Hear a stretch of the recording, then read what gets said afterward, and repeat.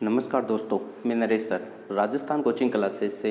और आज हम बात करने वाले हैं राजस्थान के इतिहास के बारे में, जो कि बहुत ही ज़्यादा इम्पोर्टेंट रहने वाला है। अभी जो आपके आगामी जितने भी एग्ज़ाम्स हैं, जैसे पटवारी की है, एसआई की है, रीट की है, इन सभी में क्या चलेगा, आपका राजस्थान की जो हिस्ट्री है उसका रोल बहुत ही ज़्यादा रहने वाला है। तो सबसे पहले हम बात करने वाले हैं हिस्ट्री के बारे में ही। और आपको इतना पता है कि जो अभी कोरोना टाइम चल रहा है, उस कोरोना टाइम के बाद में जितनी भी एग्ज़ाम होने वाली हैं बहुत ही जल्दी आने वाली हैं। तो हमें घर पे ऐसे फ्री नहीं बैठना है, हमें कुछ ना कुछ पढ़ते रहना। और जो मैं पढ़ा रहा हूँ उसके आप नोट्स बनाते चले, ताकि जो आपके बेनिफिट रहेगा आगे चलने में। तो आप जितने भी लोग हैं तो इसको एक बार जल्दी से जल्दी शेयर कीजिए। मैं देख रहा हूँ आपके जो जितने भी मैसेज कर रहे हो आप बच्चे, काफ़ी लोग बच्चे जुड़ गए हैं। और जल्दी से जल्दी इसे आप शेयर करो, जितना जल्दी हो सके अपने मित्रों के साथ शेयर करो। हाँ, मैं चालू करने वाला हूँ। हाँ बच्चे, जल्दी चालू करने वाला हूँ। तो सबसे पहले, इससे पहले जो राजस्थान का इतिहास है, इसमें मैंने आपको सभ्यताएँ पढ़ाई है, काफ़ी सारी सभ्यताएँ पढ़ाई हैं। उन सभ्यताओं को मैंने अब 2 या 3 आपको वीडियो दिए हैं, तो वो भी आप पढ़िए। और आज से हमारा जो इतिहास है वो प्रॉपर रूप से चालू होने वाला है। तो सबसे पहले मैं पढ़ाऊँगा। हाँ बच्चे, नमस्कार नमस्कार नमस्कार। ठीक है जी, चलो हम पढ़ते हैं मेवाड़ का इतिहास। तो सबसे पहले पढ़ेंगे मेवाड़ का इतिहास। मेवाड़ का इतिहास, मेवाड़ का इतिहास। ठीक है जी। तो ये जो मेवाड़ का इतिहास है ये अपने आप में बहुत ही ज़्यादा इम्पोर्टेंट है। और यहाँ से जितने भी क्वेश्चंस बनते हैं हिस्ट्री में, तो ये यहीं से पुटअप होने की ज़्यादा संभावना होती है। ठीक है जी। अब जो मेवाड़ का इतिहास है, इसमें एक वंश चलता है, उसका नाम है गुहिल वंश। कौन सा है जी?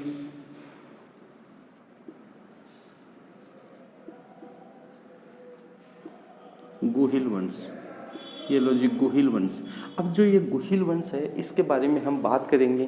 तो जो मेवाड़ का जो इतिहास है, इसमें जो गुहिल वंश है वो सबसे इम्पोर्टेंट है। तो इसके बारे में हम बात करेंगे। तो नमस्कार बच्चे, नमस्कार। ठीक है जी। अब जो गुहिल वंश है ये इम्पोर्टेंट है। सबसे पहले हम बात करने वाले हैं मेवाड़ की। मेवाड़। अब इसके जो बारे में हमें कुछ तो पता होना चाहिए पहले से ही कि क्या क्या होता है इसमें। सबसे पहले हम इसके जानते हैं कि मेवाड़ है, इसका जो प्राचीन नाम है, प्राचीन नाम। अब इसका प्राचीन नाम क्या क्या है? ठीक है जी। तो प्राचीन नाम के बारे में आ जाता है। ठीक है, इसको प्राचीन नाम से जाना जाता है मेदपाट के नाम से,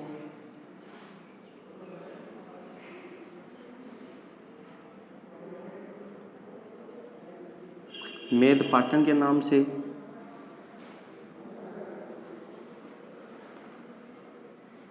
प्रयागवाट के नाम से इसे जाना जाता है। ठीक है जी। तो जो मेवाड़ है इसको 3 नामों से जाना जाता है। वो नाम कौन कौन से हैं? मेदपाट, मेदनापाट और प्रयागवाट के नाम से भी इसे जाना जाता है। ठीक है जी। इसके बाद में बात करते हैं इसी के आगे, जो मेवाड़ है उसका जो जनपद है वो क्या है? सीवी जनपद। ठीक है जी। इसके बाद में बात करते हैं इसकी राजधानी के बारे में। जो मेवाड़ की राजधानी है उसके बारे में बात करते हैं। ठीक है जी। तो मेवाड़ की जो राजधानी है उनके बारे में बात करते हैं। तो ठीक है जी, इसको क्या कहा जाता है? नगरी, नगरी या माध्यमिका। ठीक है जी।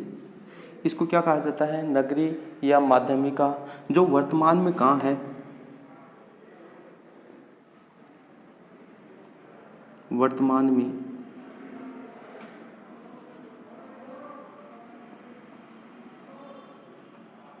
चित्तौड़गढ़ में है। ठीक है जी बात। तो ये वर्तमान में कहाँ है? चित्तौड़गढ़ में है। अब ये बात आपको अच्छी तरह से समझ में आ गई होगी कि मेवाड़ है उसका प्राचीन नाम क्या है। 3 नामों से जाना जाता है, मेदपाट के नाम से, मेदपाटन के नाम से, प्रयागवाट के नाम से जाना जाता है। साथ साथ में जो इसे जनपद कौन सा है, सिवी जनपद है। ठीक है जी, आगे की बात करते हैं। इसकी राजधानी कहाँ है, इसकी राजधानी नगरी है या माध्यमिका बोलते हैं, जो कि वर्तमान में कहाँ है, चित्तौड़गढ़ में। ठीक है जी, ये बात आपको समझ में आई होगी। अब देखो ये आपका नाम आ गया कौन सा, चित्तौड़गढ़। तो इसके बारे में थोड़ी सी बात करते हैं। तो ये देखो, सबसे पहले ये एक पहाड़ी बनाता हूँ मैं। ठीक है जी, ये लो, ये लो हमारी क्या है, पहाड़ी है जी। ये लो जी, ये जो पहाड़ी है इसका नाम क्या है जी, इसका नाम है चित्रकूट की पहाड़ी। कौन सी पहाड़ी है जी, चित्रकूट की पहाड़ी है। इस चित्रकूट की पहाड़ी के ऊपर ही एक पठार स्थित है। ये लो जी, ये पठार का नाम क्या है जी, मेसा का पठार। कौन सा पठार है जी, मेसा का पठार। और इस पठार के ऊपर ये लो, ये क्या है जी, ये हमारा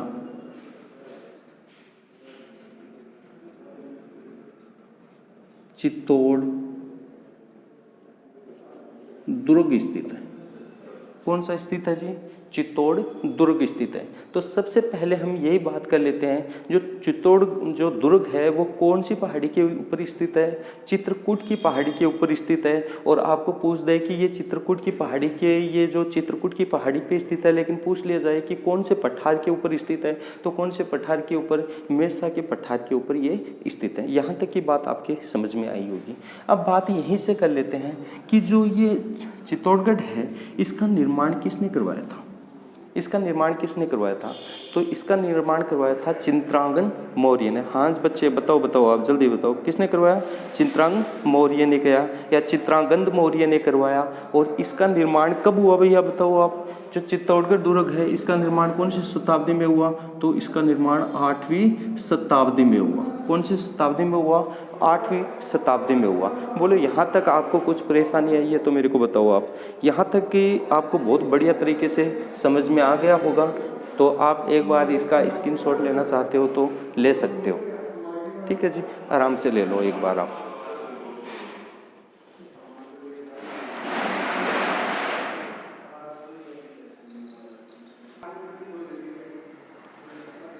तो आपने स्क्रीनशॉट ले लिया होगा। ठीक है, इसके बाद में पढ़ते हैं कि यहाँ एक व्यक्ति हुआ जिसका नाम था क्या,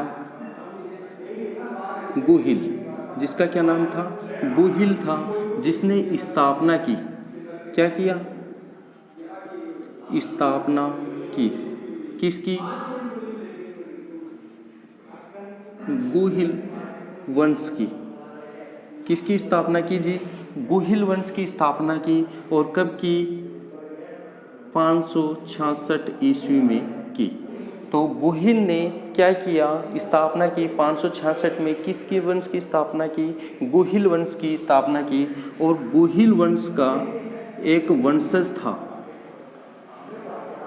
वंशज कौन था जी, भोजराज, भोजराज। ठीक है जी, या फिर काल भोज भी बोल सकते हो आप इसको, काल भोज। इसका वंशज कौन था, काल भोज था। और ये जो काल भोज है ये सेवा में रहा, यानी सेवा की इसने। एक ऋषि था उसकी सेवा की। और उस ऋषि की जो नाम है वो क्या है, हारित ऋषि। क्या था भैया, हारित ऋषि था, इसकी सेवा की। अब ये जो हारित ऋषि है इसने क्या दिया, आशीर्वाद दिया भैया। किसको, किसको दिया, काल भोज को आशीर्वाद दिया। यानी क्या आशीर्वाद दिया, और उसे एक उपाधि प्रदान की। क्या दी, उपाधि प्रदान की। किसको की भैया, काल भोज को उपाधि प्रदान की। और उसका नाम क्या रखा, बापा रावल। क्या नाम रखा? बापा रावल। यानी हरित ऋषि किसने उपाधि क्या दी? बापा रावल की दी। और उपाधि प्राप्त करने वाला कौन था? कालभोज था। और दोनों का ही ये बापा रावल और कालभोज दोनों एक ही व्यक्ति है। अब देखो जो हरित ऋषि है इसने आशीर्वाद दिया किसको जीतने का? चित्तौड़ को जीतने का, चित्तौड़ को विजित करने का। इस समय यहाँ का शासक कौन था? इसमें यहाँ का शासक था मौर्य वंशज या फिर जो चित्रांगन मौर्य है, चित्रांगन मौर्य का वंशज कौन था? चित्रांगन मौर्य का वंशज था। अब इसके ऊपर क्या किया? इसने आक्रमण कर दिया। और ये कौन था? इसका जो वंशज कौन था? मान मौर्य। कौन था? मान मौर्य था। इसके ऊपर आक्रमण कर दिया था इसने। अब इस आक्रमण में क्या हुआ? मान मौर्य है ये मारा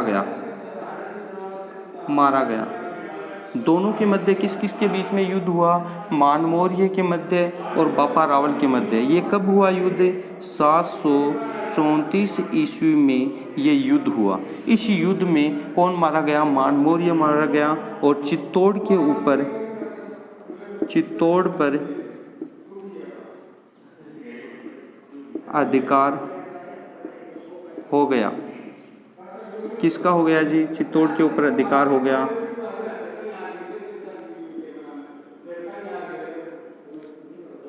बापा रावल का। ठीक है जी।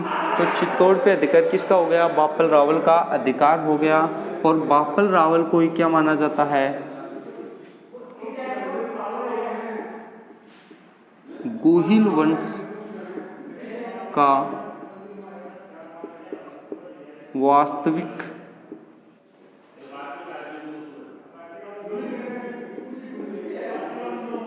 संस्थापक माना जाता है। ठीक है जी। तो जो गोहिल वंश है उसका वास्तविक संस्थापक किसे माना जाता है? बापा रावल या कालभोज को माना जाता है। और वैसे किसका माना जाता है? शुरू में इसकी जो गोहिल वंश की नींव किसने डाली थी? वो गोहिल ने डाली थी। ठीक है जी। हाँ, सभी बच्चे बस मैसेजों में लग रहे हैं। ठीक है, तो यहाँ तक की बात आपके समझ में आ गई होगी। तो देखो सबसे पहले गोहिल वंश के उसका जो वंशज है वो कौन है? कालभोज है। और कालभोज सेवा में किसके रहा? हरित ऋषि के रहा। और हरित ऋषि ने इसे आशीर्वाद दिया था, एक उपाधि प्रदान की, उसका नाम क्या है? बापा रावल है। और इसके हरित ऋषि के आशीर्वाद से ही क्या किया? चित्रांगन जो मौर्य है उसका वंशज है, कौन है? मान मौर्य है। इसके ऊपर आक्रमण कर दिया और दोनों के बीच में युद्ध हुआ। वो कब हुआ? 734 ईस्वी में हुआ। और उस युद्ध में मान मौर्य है वो उसकी जान चली गई, वो मारा गया। और यहाँ पे चित्तौड़ पे किसका अधिकार हो गया? फिर इसका बापा रावल का अधिकार हो गया। अब यहाँ पे इसको जो गोहिल है या गोहिल वंश है इसका वास्तविक संस्थापक किसे माना जाता है? बापा रावल को माना जाता है। तो यहाँ तक कि बढ़िया समझ में आया होगा आपको। ठीक है, तो एक बार आप स्क्रीनशॉट ले लीजिएगा।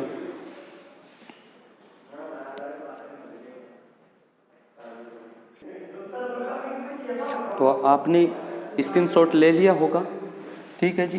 तो आप आराम से धीरे धीरे इनको पढ़ो और साथ साथ में अपने नोट्स बनाते हुए चलो, ताकि जो हमारा कोविड-19 है इसका हमें कोई फर्क नहीं पड़े। और आराम से घर पे बैठे बैठे आप क्या करो? आराम से पढ़ते रहो, ताकि आपकी जो पढ़ाई है वो भी डिस्टर्ब नहीं हो। तो आगे की हम बात करते हैं। हमने पढ़ा कि कौन सा जो कालभोज है, कालभोज या फिर बापा रावल, दोनों आदमी एक ही हैं भैया। दोनों आदमी एक हुए या नहीं हुए? अभी मैंने आपको बताया है। तो इसका जो कालभोज है या बापा रावल है ये वास्तविक संस्थापक वास्तविक संस्थापक था। ये वास्तविक संस्थापक किसका है भैया?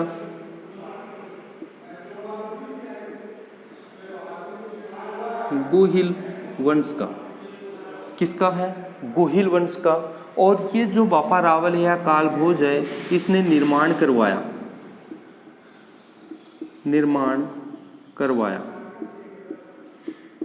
इसने निर्माण करवाया। किस चीज का निर्माण करवाया? इसने 3 चीजों का निर्माण करवाया, यानी 3 मंदिरों का निर्माण करवाया। एक तो कौन सा है इसमें? एक लिंग जी का मंदिर, एक लिंग जी का मंदिर। दूसरा करवाया इसने लकुलिस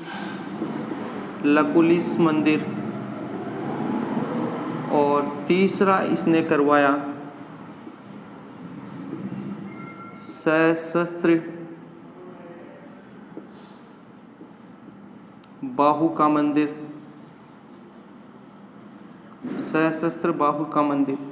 तो इसने जो बापा रावल है या कालभोज है, इसने 3 मंदिरों का निर्माण करवाया। एक लिंग जी का मंदिर, लकुलिस मंदिर, सशस्त्र बाहु का मंदिर, और इसी का ही दूसरा नाम है सास बहू का मंदिर। ठीक है जी। तो ये तीनों ही भैया आपको पूछ लें कि ये तीनों ही कहाँ हैं जी, तो फटाफट आंसर दो। ठीक है जी, तो फटाफट अपने आंसर देते रहो। कहाँ पे है ये? तो कहाँ पे है जी? नागदा में है। और नागदा कहाँ पे है जी? उदयपुर में है। कहाँ पे है? उदयपुर में है। तो यहाँ तक की बात समझ में आई। एक लास्ट कोई एग्जाम में पूछा गया था कि एकलिंग जी का जो मंदिर है वो कहाँ पे है, एक अलग से ही स्थान का नाम पूछ लिया था। तो यहाँ पे नोट करके आपको लिखना है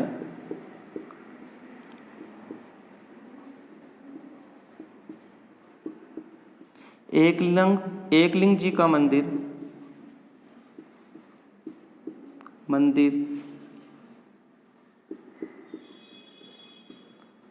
नागदा के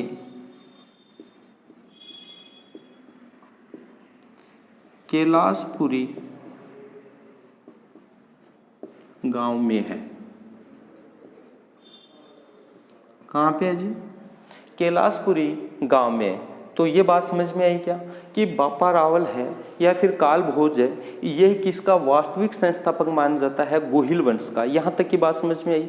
दूसरी बात है, कालभोज ने या बापा रावल ने 3 मंदिरों का निर्माण करवाया। एक लिंगनाथ जी का मंदिर है, दूसरा लकुलिस जी का मंदिर है, और तीसरा सशस्त्र बाहु का मंदिर या सास बहू का मंदिर, जो कि कहाँ है? नागदा में है। और नागदा कहाँ पे आता है? उदयपुर में आता है। एक बार कोई भी एग्जाम में पूछा गया था कि एक लिंग जी का मंदिर है, वहाँ पे नागदा न दे के नाम क्या दे दिया था? कैलाशपुरी नाम दे दिया था।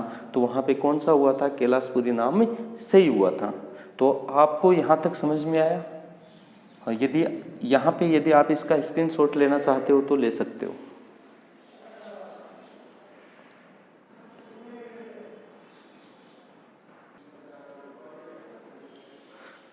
तो आपने स्क्रीनशॉट ले लिया होगा। आगे चलते हैं।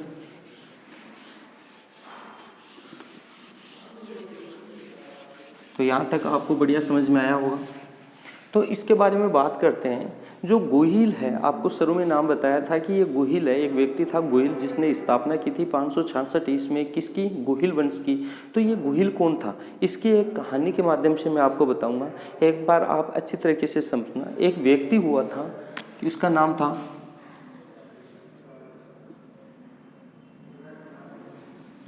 क्या नाम था उसका? चलो इसका नाम बताते हैं, देवादित्य।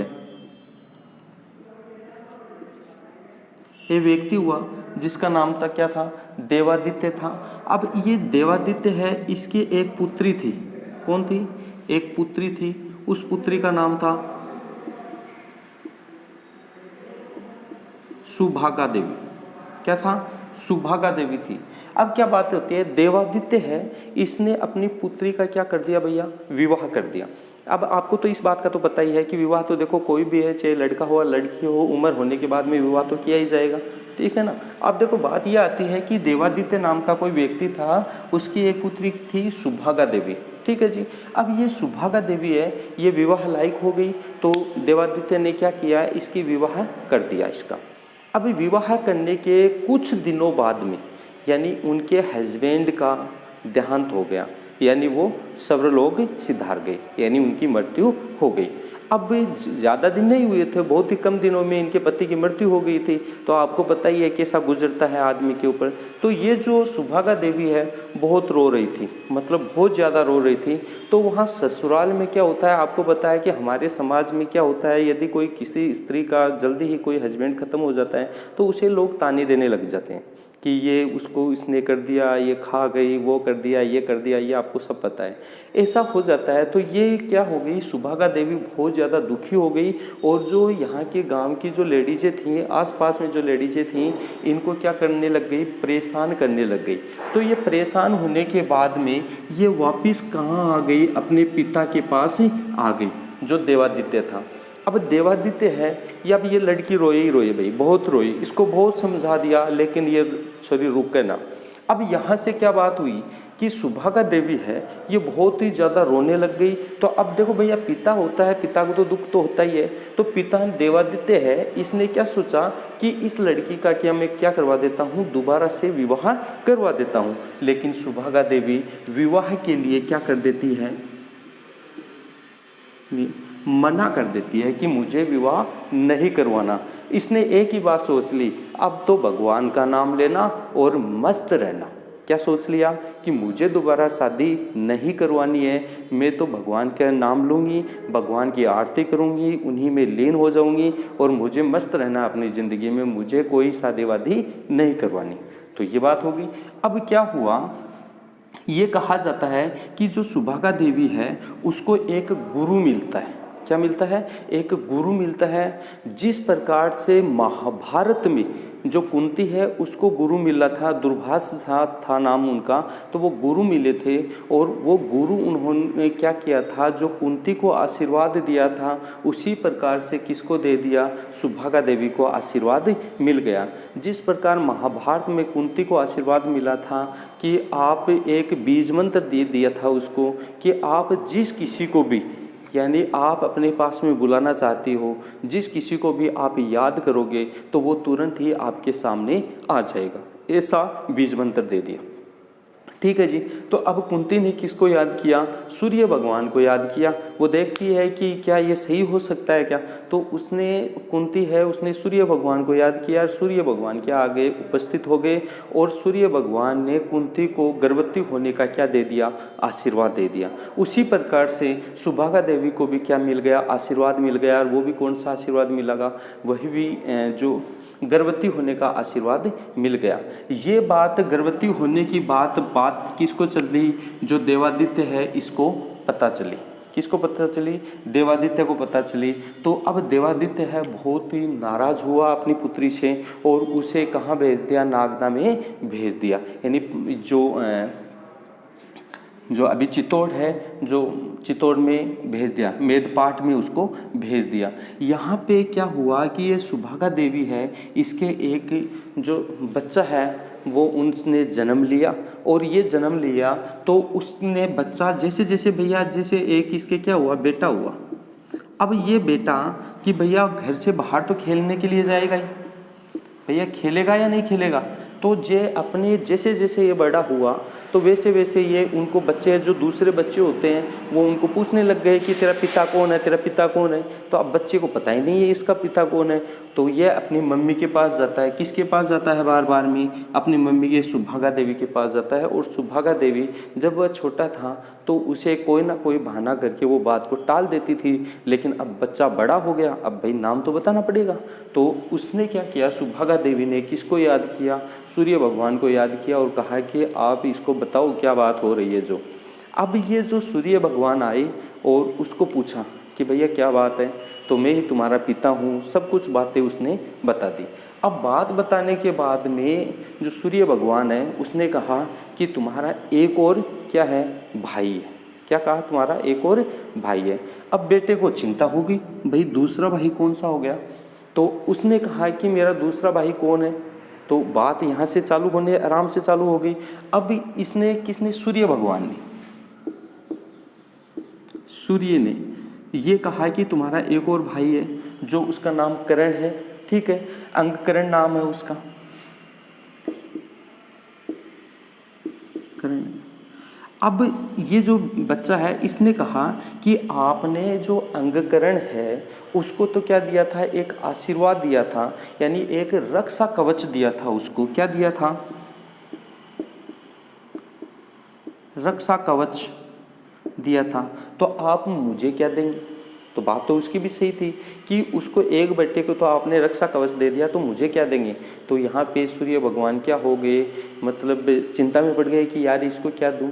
तो उसने क्या दिया, एक पत्थर का टुकड़ा दे दिया, यानी एक पत्थर की शिला दे दी उसको, और कहा कि तू जिस किसी को भी यहाँ अपने हाथ में लेके जिस किसी को भी टच करेगा, जिस किसी को भी छुएगा, तो वो उसकी क्या हो जाएगी, मृत्यु हो जाएगी। अभी बच्चा था तो अब ये इसने क्या किया, ये सबसे पहले ये प्रयोग किसके ऊपर किया, यहाँ जो राजा था ना उस राजा के ऊपर इसने ये प्रयोग किया। और वह जाके राजा के पांव छुए, वो शिला थी उसके हाथ में, पांव छुए और राजा क्या हो गया, मर गया। तो यहाँ बाद में जो राजा बना ये लड़का बन गया था, ठीक है जी। ये लड़का क्या बन गया, राजा बन गया। और राजा बनने के बाद में ये क्या किया, वहाँ पे राजा बनने ते ही क्या हुआ कि ये जैसे ये राजा मर गया तो इसकी जगह किसको राजा बना दिया, इसी को ही राजा बना दिया। अब ये जो लड़का है इसने क्या किया, तुरंत ही राजा बनते ही इसने बहुत बड़े काम चालू कर दिए। क्या काम चालू कर दिए, इसने कितनी शादियां की, 5 शादियां कर ली। कितनी शादियां कर ली, 5 शादियां कर ली। अब जैसे ही ये राजा बना तो इसका नाम क्या पड़ गया, शिलादित्य। क्या नाम पड़ा, शिलादित्य। शिलादित्य जैसे ही राजा बना उसने कितनी शादियां की, 5 शादियां की। और जो 5वीं इसकी पत्नी थी उसका नाम क्या था, पुष्पावती। और पुष्पावती क्या हो गई, गर्भवती हो गई। और वह गर्भवती होते ही वो कहाँ पे पहुँच गई। अब देखो आपको पता है कि पहले के टाइम में लड़का न चाह के सब लोग क्या चाहते थे, लड़की न चाह के सब लोग क्या चाहते थे, लड़का चाहते थे। अब पुष्पावती भी क्या चाहती थी, लड़का चाहती थी। तो ये कहाँ पे चली गई, आयुधा माता, आयुधा माता के मंदिर में एक पुत्र प्राप्ति की आस में ये चली गई, उनके मंदिर में चली गई। जो आयुधा माता है ये कहाँ पे है भैया, सिरोही में है। कहाँ पे है जी, ये सिरोही में स्थित है। इसी को क्या कहते हैं, राजस्थान की वैष्णो कहा जाता है। अब ये कहाँ चली गई, अयोध्या माता के मंदिर में चली गई एक पुत्र प्राप्ति की लालसा में। जैसे ही ये वहाँ से सिरोही से वापस लौट रही थी तो उसे खबर मिली कि जो अरब आक्रमणकारी हैं, कौन, अरब आक्रमणकारी हैं, वो उन्होंने क्या कर दिया, इनका जो साम्राज्य था उस पर आक्रमण कर दिया। और इनका जो पति था शिलादित्य और उनकी जो अन्य 4 पत्नियां थी उस युद्ध में क्या गई, मारी गई। क्या हो गई भाई, मारी गई। जो 4 पत्नियां थी और जो उनका हस्बैंड था शिलादित्य, ये उस युद्ध में क्या हो गए, मारे गए। यहाँ से फिर ये जो अयोध्या माता के मंदिर से पुष्पावती अपने साम्राज्य में न जाके एक गुफा में चली गई। उसका नाम क्या, गो गुफा। क्या नाम था, गो गुफा में चली गई। और वहाँ पे इसके एक क्या हुआ, पुत्र ने जन्म लिया। अब पुत्र ने जन्म ले लिया तो वहाँ पे एक पास में एक गांव था, ऊंद्री गांव, ठीक है जी। ऊंद्री गांव में उन्होंने ये जो गो गुफा है ये कहाँ पे है, ऊंद्री गांव में है। वहाँ पे इस बच्चे ने जन्म लिया, एक गुफा में जन्म ले लिया। वहाँ पे फिर क्या किया कि जो पुष्पावती है, ये जो ऊंद्री गांव है उसमें ब्राह्मणों के ज़्यादा मकान थे। किसके थे, ब्राह्मणों के थे। और वहाँ पे एक महिलाओं को इसने बुला लिया। किसको बुलाया, एक महिला को बुलाया जिसका नाम था कर्मावती। क्या नाम था, कर्मावती। तो उसको बुला लिया और उसके जो ये पुत्र था उस पुत्र की जो लालन पालन है उनकी सब जिम्मेदारी उसको उस महिला को सौंप दी। अब ये जो बच्चा हुआ ये बड़ा हुआ तो ये किसके पास रहने लग गया, ये जो भील है इन भीलों के पास रहने लग गया। अब भीलों की तरह ही ये व्यवहार करने लग गया। अब वहाँ का जो भील राजा था उसके कोई संतान नहीं थी। अब संतान न होने के कारण इस गौ को क्या बना दिया, उसने राजा बना दिया। और राजा बनते ही इसने क्या कर दिया, ये राजा बन गया और राजा बनते ही उसने क्या कर दिया, पूरे साम्राज्य के ऊपर अपना अधिकार कर लिया। इस प्रकार से लास्ट में राजा बनते ही उसने अपना नाम निकलवा लिया, कौन सा, गुहिल। और गुहिल नाम निकल गया और नाम निकलते ही क्या कर लिया, उसने गुहिल वंश की स्थापना की, गुहिल वंश की स्थापना की। जैसे ही तब से ही एक परंपरा आ रही है कि जो भी यहाँ का राजा बनता है उनमें एक कोई भील सरदार होता है, अपना अंगूठा काट के उसका राज्य अभिषेक करता है। इस प्रकार से क्या हुआ था भैया, गुहिल है उसने गुहिल वंश की स्थापना की थी। ठीक है जी, बात आई समझ में। दूसरी बात आती है कि ये काल भोज है, ये वंशज किसका है, गुहिल का वंशज है। तो काल भोज के बारे में भी बता देता हूँ। जो काल भोज है ये बच्चा था, ये इसके क्या हुआ, बच्चा था। अब इस बच्चे के ऊपर भी अरब आक्रमणकारियों की वजह से बचने के लिए इसे कहाँ पे भेज दिया गया, जो नागदा है नागेंद्रपुर में भेज दिया। कौन से, नागेंद्रपुर। अब इस नागेंद्रपुर का वर्तमान में क्या नाम है, नागदा। अब नागदा में भेज दिया। अब जो ये बच्चा जैसे जैसे बड़ा हुआ तो वहाँ पे क्या करता है, इसका एक ही काम था कि जो गाय होती हैं उन गायों को चराना। अब जैसे जैसे ये बड़ा हुआ तो एक गाय थी वो बहुत ज़्यादा दूध देती थी, लेकिन वो जैसे ही घर वाले उसको दूध निकालने लगते तो उसके जो थन होते हैं उनमें दूध नहीं आता था। तो उसके ऊपर, किसके ऊपर, जो काल भोज है इसके ऊपर क्या किया जाने लगा, शक किया जाने लगा। तो इसने क्या किया, काल भोज ने सोचा है कि ये जो गाय है ये दूध अपना कहाँ मतलब छोड़ के आती है, देखते हैं। तो ये काल भोज है इसके पीछे पीछे चला गया और ये जो गाय है एक गुफा में जाती है। किस में जाती है, एक गुफा में जाती है और उस गुफा में एक ढेर होता है, एक पत्तों का ढेर होता है। उस पत्तों के ढेर में ये अपना क्या कर देती है, गाय है ये अपना दूध छोड़ती है उन पत्तों के ऊपर। जैसे ही गाय वहाँ से चली जाती है तो वहाँ से ये जो काल भोज है इसने ये पत्ते हटाए तो देखा कि यहाँ पे क्या है, शिवलिंग है। क्या जी, शिवलिंग है। तो इस शिवलिंग के ऊपर ये अपना गाय अपना दूध छोड़ती है। इसी के पास में क्या है, एक हारत ऋषि है, ये अपनी तपस्या करते रहते हैं। उसी दिन से काल भोज है ये हारित ऋषि का क्या बन गया था, शिष्य बन गया था। यहाँ तक की बात समझ में आई। अब आगे की और थोड़ी सी बात हो रही है, 2 मिनट की और है, वो सुनो आप। जो ये शिष्य बन गया था किसका, हारित ऋषि का शिष्य बन गया था। हारित ऋषि का शिष्य बनने के बाद में की बात है कि जब ये जो हारित ऋषि है इसने सोचा है कि अब ये मेरा शिष्य तो बन ही गया, अब जो ये मेरा जो यहाँ की जो झोंपड़ी बना रखी है मैंने, इनका क्या करेगा, ये ध्यान रख लेगा और मैं क्या करने के लिए जाता हूँ, तपस्या करने के लिए जाता हूँ। तो हारित ऋषि जंगलों में क्या करने के लिए गए, तपस्या करने के लिए चले गए। और पीछे से काम कौन संभाल रहा था, भोजराज या काल भोज ये जो काल भोज है ये संभाल रहे थे उसका काम। ठीक है जी, या बपा रावल इसका काम संभाल रहे थे।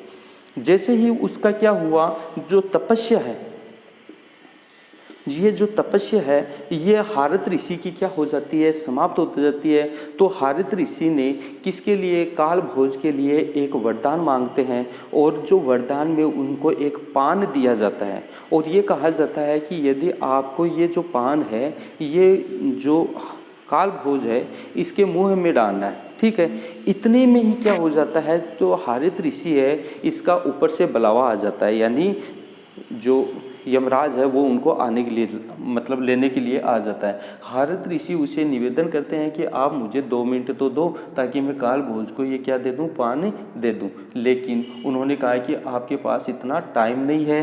तो हारित ऋषि ने किसको पुकार लगाई, काल भोज को बुलाया। जैसे ही वह भगता हुआ आया तो वो ऊपर जैसे जैसे ऊपर जा रहे थे तो पान का टुकड़ा उसको बोला कि आप अपना मुँह खोलो। काल भोज को बोला कि मुँह ओपन करो।